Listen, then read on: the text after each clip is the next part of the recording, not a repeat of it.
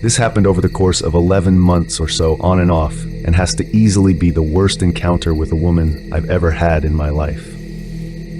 I was on a residential trip to the UK back in July 2022, where we spent 1 week of the trip in the woods, and the second week back at a community center where we were all from.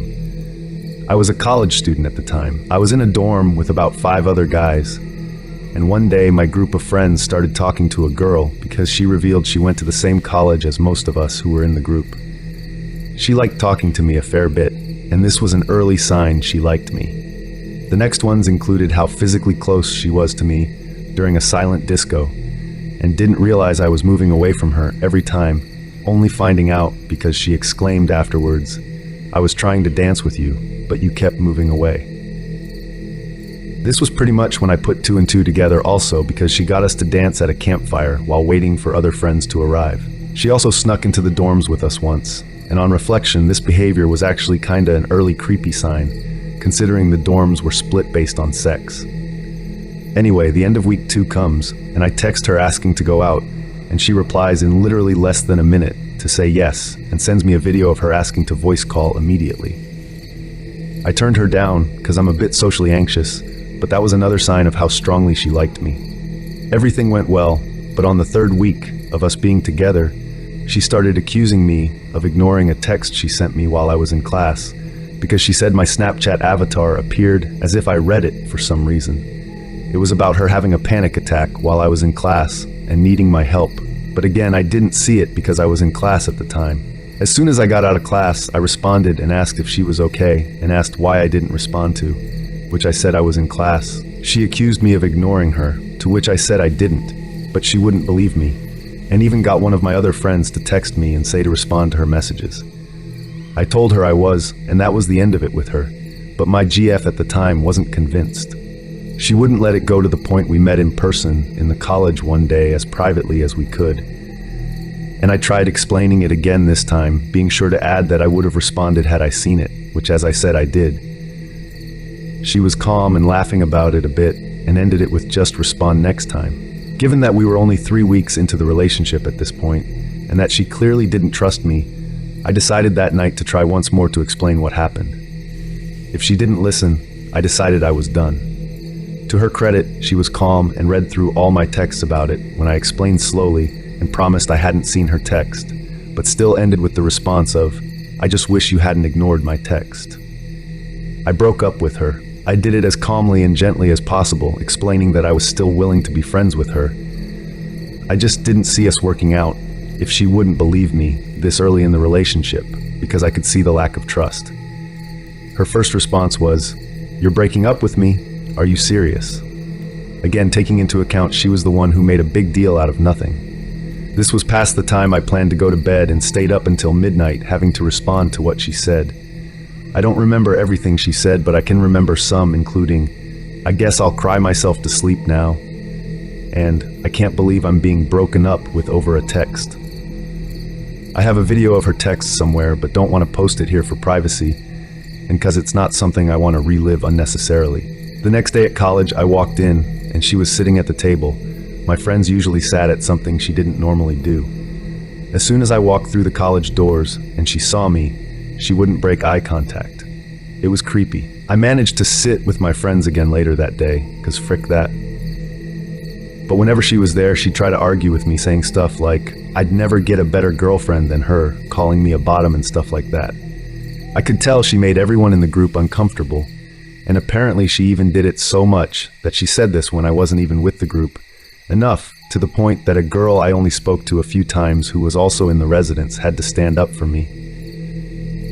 Her and her BF at the time also warned me about her before I broke up with her, which was another reason I did it. About a week later, she started going out with a guy from the group I was friends with, and Tibaha, everyone could tell she was just doing it to try getting back at me, even though I frankly couldn't care less, since I was just glad to finally have left her. I remember when he broke up with her like a fortnight later, sitting down at the table with him, and he just said, "Was he aggressive with you when you broke up with her?" To which I said, "Yeah." He shook hands with me after revealing she had the exact same reaction with him when he broke up with her as she did me. The big climax, though, was one day when we were in college and she started arguing with me when I wasn't even sitting at her table. I was with my friends. I'd never insulted her once at this point, even though she'd done so to me countless times before. And I'll admit I commented on her weight as she was storming off. However, when I did this, she swung around and punched me in the side of the head. I promptly shouted at her to fuck off. I reported this to the college, and she was given a warning. I can guarantee if I did that to her, I would have been gone immediately. I did, however, get to read her report about me. It was full of lies about me supposedly being a horrible boyfriend to her, in genuinely the worst handwriting I've ever seen in my life. Thankfully, the college believed me when I told them none of this had ever happened. She looked depressed around me from that point on, and I admittedly couldn't keep the smile off my face, which just got her more annoyed. People in a few of my classes who heard about it made jokes, but were promptly shut down when I said, "I bet you wouldn't be laughing if this was the other way around." I later found out that she was also trying to start trouble with other people from my friend group and was promptly kicked out for it. On top of this, in June this year, I found out that she slept with a guy at the college who was known for being an extremist during the first week we were together. As for me, I'm doing much better now. I'm in university now, doing film, and have a great group of friends. Still keep in contact with those from my old group and have a new girlfriend as of July, and are much happier together than in my previous relationship. I will add, though, that one funny thing that happened once was when she looked at my Instagram story, even though she doesn't follow me, with a picture of me wearing my current GF's ring, saying how happy we are together. It's not the only time she's looked at my story, even though she doesn't follow me on Instagram, which is a little creepy. But I've moved on and am in a much better place now.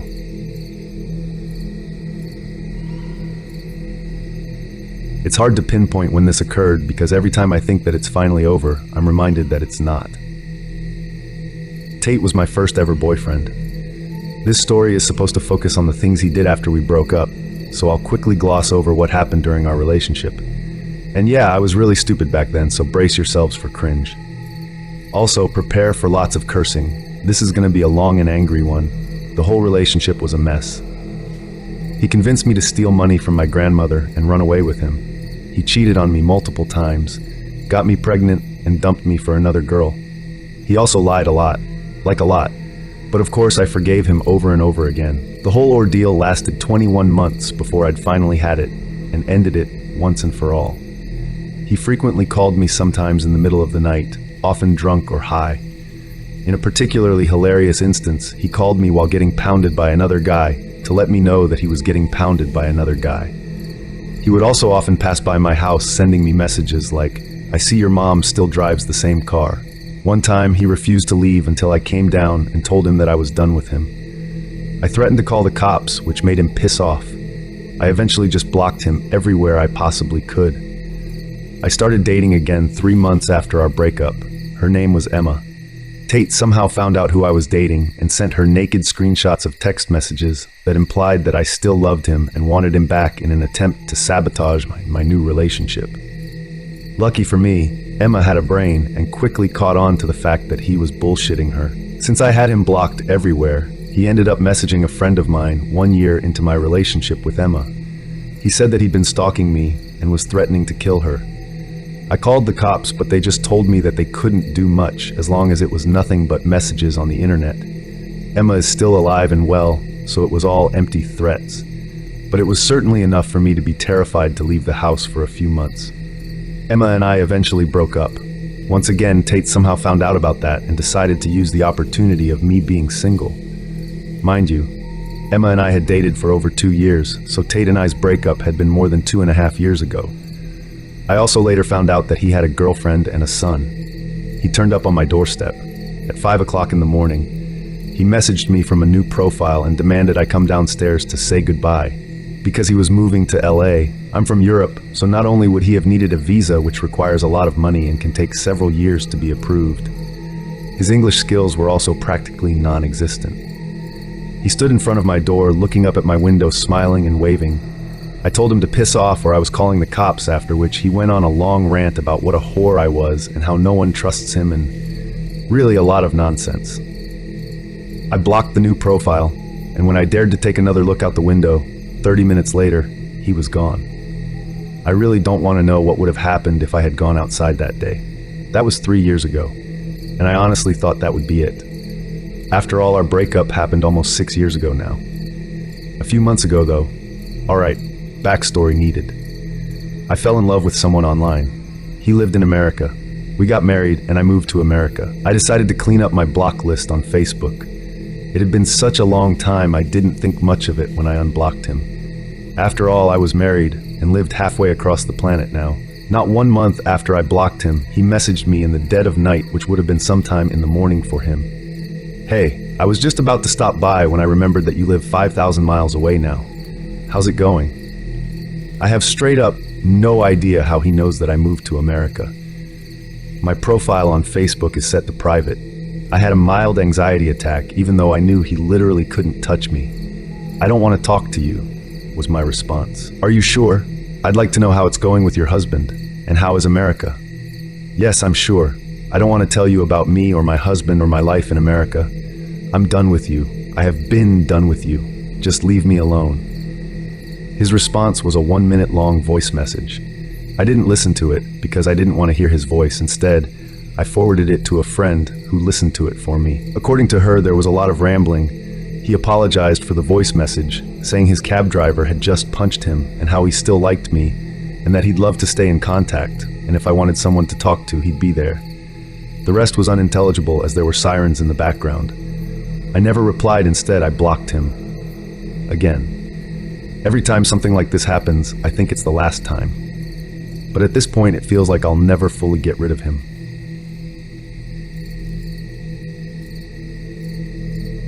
When I was 19, I casually dated this guy, Casey, that I met through a mutual friend. We hit it off the first time we met and hung out for hours. He was incredibly charming, and we had a lot in common, but definitely had an off vibe. The day after we hung out, my friend texted me not to get too involved with him because he was kind of a psycho. I ignored his warning, which is something I regret to this day. He wouldn't elaborate, so I shrugged it off as probably nothing that extreme, or he'd tell me. Casey and I were by no means serious. He said he planned on seeing other girls and didn't even want to call me his girlfriend. I appreciated his straightforwardness, though my feelings were very hurt by this. I told myself that maybe as we got closer, he would change his mind. As I spent more time with him, I began to see what my friend was talking about. He had serious anger issues and would do things like throw plates against the wall if something wasn't fully cooked in the microwave, and casually talk about how on bad days he sometimes fantasized about going on a shooting spree if he could get away with it. I finally broke up with him after he told me in a rage that he wished he could shove a fire poker down the neighbor's dog's throat so it couldn't bark anymore. Altogether, our fling lasted less than 5 months. He kept trying to convince me to date him again in the following months. I obviously kept telling him no. I eventually started dating my now husband. Casey made one last attempt to get me back by showing up at my apartment to tell me that he was in love with me, and if he couldn't have me, then life was not worth living. He said if I didn't let him in and try to work it out, he would shoot himself in the head. Since he had a gun, I was terrified he would actually do it. I had no idea how to handle this situation, so I let him inside with the intention of keeping him as calm as I could and texting one of his friends to come get him and help him. I'm not going to go into a lot of detail about what happened next, but he kept trying to kiss me, and when I made it clear we weren't going to be intimate, he beat the shit out of me. Then he left and just left me bleeding and crying on the ground. I didn't tell my then boyfriend about it because I didn't want them to have an altercation. I just made up excuses to why I couldn't see him for weeks until all my marks healed. I told my coworkers I was in a bike crash. I could tell no one really believed that. Casey texted me apologizing. He said he just loved me so much that he snapped because he needed me so bad. He tried to frame his violence as some kind of fucked up romantic gesture. I told him to never come near me again and threatened to call the cops. I was scared shitless for over a year that he would come attack me or kill me, but I didn't hear from him again. Fast forward 6 years later. At this point, my husband and I were married and just got our first kid. She was 5 and we were fostering her with the intention of adoption. We lived in a new state several hours away. Casey somehow found out I had a daughter. He messaged me on Facebook saying he knows I have a daughter and that she must be his. I tried to explain she wasn't my biological child, but he insisted I was lying, and she looked exactly like him. I told him he was crazy, blocked him, and deleted all photos of her from my Facebook. I still have no clue how he even saw them, since my account is completely private. I even double-checked my settings to make sure. Another few weeks go by without contact, and I feel confident that's the last I'll hear from him. Wrong. He shows up at the house begging to talk. He looks like shit and clearly developed a serious drug habit over the years, far beyond just weed.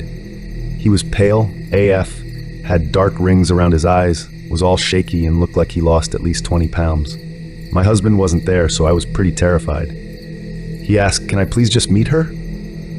I once again emphasized she is not my biological child, and told him he really needed to stay away from my family, or I would call the police. He then went on a whole unhinged tangent about how we belonged together, and it wasn't fair for me to keep punishing him for not realizing that sooner.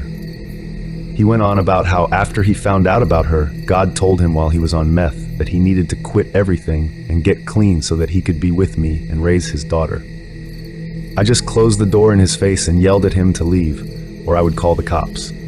He shouted back that I couldn't keep him away from his child forever. I call the police and they just file a report, but tell me there's nothing they can do unless he threatens or harms one of us. About 3 months later, my daughter didn't come home on the bus. I called the school and they said she was picked up by her dad. As you can imagine, the next few hours were complete and total hell on earth. My husband came home from work early, and we had to wait at the house with a cop and a detective in case he took her home while other cops searched for them. The detective told me that from everything I told him, he didn't think he was at risk of harming her or fleeing with her. Luckily, he was right. They were found at McDonald's, and he was arrested while my daughter was taken to the hospital. Thankfully, she wasn't harmed physically at all, and he was apparently really nice to her, although it was incredibly awkward to have to explain to a 5-year-old why this strange man was telling her he's her dad. The prosecution was insanely lenient on him due to his mental health issues and drug problem, coupled with the fact he didn't harm her. They ended up dropping all the serious charges, like kidnapping a minor, and sentenced him to stay in a state hospital until he was deemed healthy enough to be let out. They granted us a restraining order that lasted 2 years, but we were assured if he contacted any of us again, we would no doubt be able to get another one.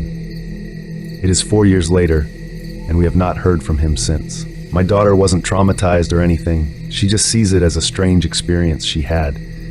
I still have intense anxiety every time the doorbell rings. My husband bought a shotgun immediately after this went down. I've heard through the grapevine that Casey has been mostly clean, besides being an alcoholic, and seems to be less batshit insane. That's nice, but I really hope I never ever see that man again for the rest of my life.